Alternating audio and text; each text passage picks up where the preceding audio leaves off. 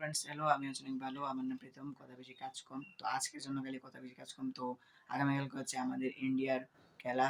তো ইন্ডিয়ার খেলাটাকে ইন্ডিয়াকে জিততে হবে, কারণ আমাদের গত দুটি ম্যাচ না জিতলে কিন্তু আমাদের ইন্ডিয়া কোয়ালিফাই করবে না। সেখানে কিন্তু ইন্ডিয়াকে কোয়ালিফাই করতে হবে।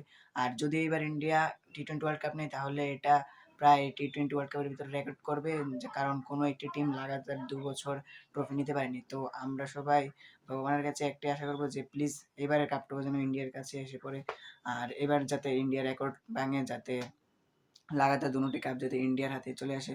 তো কালকের ম্যাচে কারা কারা আছে তো তোমাদেরকে এটা আমি পরে জানিয়ে দেবো, কারণ আমি নিজেও জানি না। আর সবথেকে গুরুত্বপূর্ণ বিষয় যেটা, আমার চ্যানেলে কিন্তু টি-20 ওয়ার্ল্ড কাপের কীভাবে বলতে কাগজ দিয়ে তোমরা কীভাবে তৈরি করবে সেটার ভিডিও চলে আসবে। আর দেখো 8ই মার্চ ফাইনাল খেলা। তো আমার 3 মার্চ পরীক্ষা আছে, তো আমি 4 মার্চ কি 5 মার্চের মধ্যে আমি এটা বানিয়ে নেব।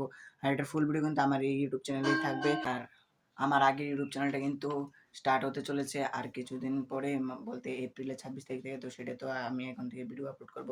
তো তোমরা এটাতেও সাপোর্ট করো। এখন এটাতেও বেশি ভিডিও আপলোড হবে, এটাতে ভিডিও আপলোড হবে, এটাতে শর্ট আপলোড হবে, বা এটাতে ভিডিও আপলোড হবে, এটাতে শর্ট আপলোড হবে। তো দুটা থেকে আমি যে কোনো একটা করবো আমার এই চ্যানেলটা স্টার্ট হলে। আর কে বা কারা স্ট্রাইক মেরেছে আমি নিজেও বলতে পারছি না, বাট কিসের জন্য মেরেছে আমি সেটাও বলতে পারছি না। তো থাক, যা হবার হয়েছে। যে তো আমি একটা ভিডিওতে বলেছিলাম যে কুকুর সবসময় হাঁটুর নিচে কামড়ে, হাঁটুর উপরে কামড়াতে পারবে না।